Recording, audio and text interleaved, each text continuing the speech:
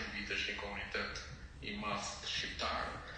Në fakt në gjithë kredën jetojnë sipas shifrave zyrtare diku mes 35.000-45.000 shqiptar, të cilët kanë një rol të rëndësishëm në jetën ekonomike të këtij ishulli, që është një destinacion kryesor turistik për Greqinë, ndërsa në Hanja jetojnë diku rreth 10-14.000 shqiptar, të cilët në fakt janë shumë të integruar. Ajo që kam vënë edhe nga biseda me përfaqësuesit e qeverisë vendore të Hanjas, më vjen mirë konstatoj që shqiptarët janë shumë mirë përfaqësuar edhe në këto organet e qeverisë vendore aty dhe bashkëpunimin me ta.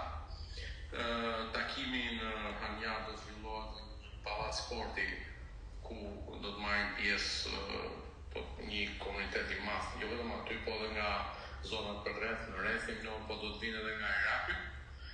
Do të takohemi edhe me përfaqësues ose drejtues të shoqatave të shqiptarëve aty, pas një dallim të majtë të djathtë, sepse në fund fundit kjo është për ta dhe një vizitë historike që për herë parë një kryeminist shqiptar shkon të takojë. Pasi kemi mbaruar. Në 29 kjo? Kjo është 29 pas dikurave 18. Unë do të nisem pak para jush, në fakt, ndërsa ne nisem 29, po. Po 29. Dhe ndalojmë direkt aty në Kret. Direkt në Kret.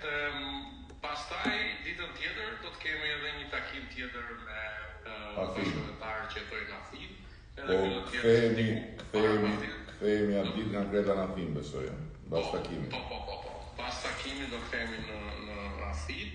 Dhe pas ditën e së dielës do të kemi një takim tjetër me bashkëpunëtarët në Athinë, ku do ta themi Greqia është e dyta pas Italisë me numrin më të madh të bashkëpunëtarëve të regjistruar për të mbot atyre për 11 maj. Edhe takimi i Athinës do të jetë një takim i madh me përfaqësues jo vetëm nga Athina, por edhe nga zonat përreth që quhet Atiki. Dhe me të mbaruar edhe takimin në Athinës, do të kemi në Tiranë për të shkuar pjesën tjetër të agjendës dhe nëse mund ta themi që sot, 2 javë më pastaj rikthehemi në Itali për të pasur edhe takim po tjetër të rëndësishëm me bashkëpunëtarët tanë që jetojnë në Itali. Kemi përzgjedhur një pikë afër Milanos, sepse ajo është pika më që i bashkon të gjithë dhe që mund të marrin pjesë nga të gjitha pjesët e Italisë.